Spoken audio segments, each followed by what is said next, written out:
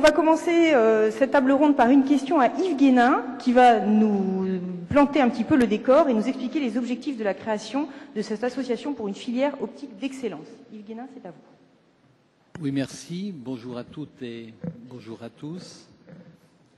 Une filière d'excellence, pourquoi?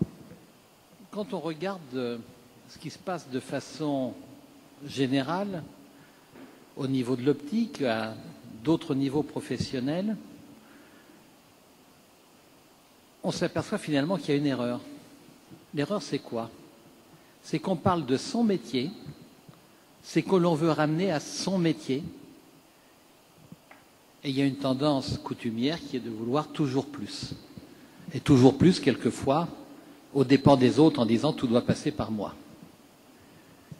Au niveau de l'optique, il peut y avoir un petit peu la même tendance. Et ça, c'est dommage. Pourquoi il peut y avoir cette même tendance? Parce que quelquefois, au lieu de penser au patient, au lieu de penser au client, on peut penser à son propre intérêt et à son tiroir-caisse. À ce moment-là, la finalité globale, elle est dévoyée. Donc, l'idée, elle est peut-être trop jeune, trop innocente, c'est de se dire unissons-nous. Unissons-nous tous pour l'intérêt du patient et pas pour notre intérêt propre. Ça veut dire travaillons en synergie. Faisons ces parcours de soins un petit peu qui ont été décrits tout à l'heure, mais faisons la simplification pour le patient, c'est lui qui doit être à l'origine.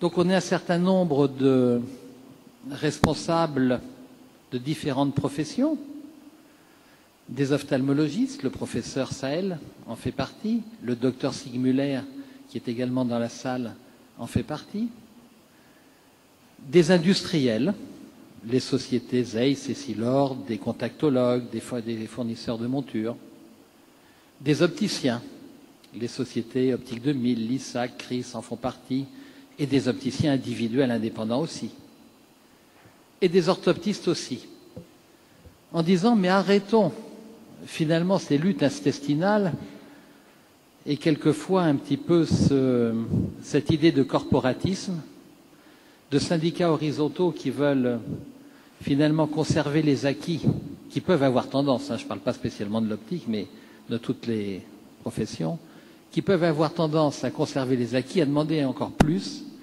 et à dire si le monde bouge, il doit bouger autour de moi, mais moi je ne bougerai pas. Mais non, c'est tous ensemble qu'il faut bouger, parce que si on veut donner une satisfaction au patient, une satisfaction au client, il faut qu'on s'occupe de lui, et peu importe qui va faire. Pourquoi? Quand on regarde un certain nombre de points, par exemple, il y a le problème de la densité des ophtalmologistes. Il y a des régions où il y a assez d'ophtalmologistes, des régions où il n'y a pas assez d'ophtalmologistes. Il y a des protocoles de délégation qui existent. Il y a des protocoles qui sont à créer. Il y a des protocoles qui seront inutiles dans des régions où il y aura assez d'ophtalmologistes. Il y a des protocoles qui seront utiles dans des régions avec une densité trop faible d'ophtalmologistes. Quand on dit protocole, ça ne veut pas dire qu'il faut donner de l'argent aux opticiens. Ça veut dire simplement qu'il faut réaliser un équipement pour fluidifier l'équipement visuel des personnes qui en ont besoin. Ce qui est important, c'est que ce protocole, il soit élaboré, qu'il soit contrôlé par les ophtalmologistes, après qu'il soit dispensé par des opticiens, par des orthoptistes. Peu importe, du moment qu'il y ait un contrôle.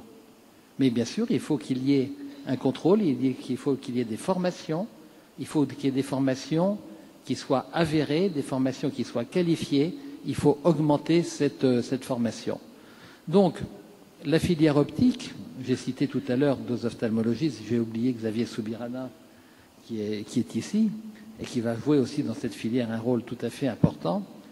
Ben, ce sont des gens de progrès qui se disent arrêtons de travailler pour nous-mêmes et faisons finalement le retour primaire à ce que l'on devrait faire et ce qui a nécessité notre création. Ce qui a nécessité notre création aux uns et aux autres, Ce n'est pas notre portefeuille. C'est simplement la fonction de conserver les gens dans une utilité sociale. Alors oui, la filière d'excellence que l'on veut, ce sont des gens avec des critères d'excellence pour fluidifier l'accès aux soins, pour homogénéiser l'accès aux soins. C'est aujourd'hui complètement anormal qu'en France, on n'ait pas le même accès aux soins sur l'ensemble du territoire en 2015, pour augmenter la qualité, mais augmenter la qualité avec des jugements de valeur, avec des normes, etc., et pas décréter qu'on est les plus qualifiés, ce qui ne veut rien dire. Souvent, quand on fait rien, on dit on est d'excellents professionnels depuis 30 ans. C'est pas vrai. On est uniquement excellents professionnels dans sa tête. Donc ce que l'on veut, eh bien, c'est de la réalité et simplement être des gens honnêtes. Donc voilà un petit peu l'aspect de cette filière que l'on veut faire, avec aussi un but. C'est que quand on regarde l'écoute ou la non-écoute qu'ont les pouvoirs publics des uns et des autres, ben je considère qu'ils ont quand même des circonstances atténuantes, parce qu'ils entendent une cacophonie. Ils entendent une cacophonie avec certains syndicats qui peuvent être, et je ne vais pas les citer, que ce soit des orthoptistes, des opticiens, des ophtalmologistes, qui disent la santé c'est nous, et tout doit passer uniquement par nous. En dehors de ça, c'est le danger. Et dans une même profession, opticien par exemple, quand il y a 3 syndicats, les 3 syndicats, ben, ils vont dire la vérité c'est moi et c'est pas l'autre. Donc après les pouvoirs publics, ils vont dire ben, on vous a écouté, simplement on n'a rien compris, donc on légifère. Donc ce que je dis, ce n'est pas particulièrement une critique des syndicats au niveau de la filière visuelle, c'est un état de la société et des syndicats qui ont, et c'est sans doute normal, raison à vouloir plus pour leurs membres, mais en voulant plus de façon horizontale, on se prive de cohésion verticale.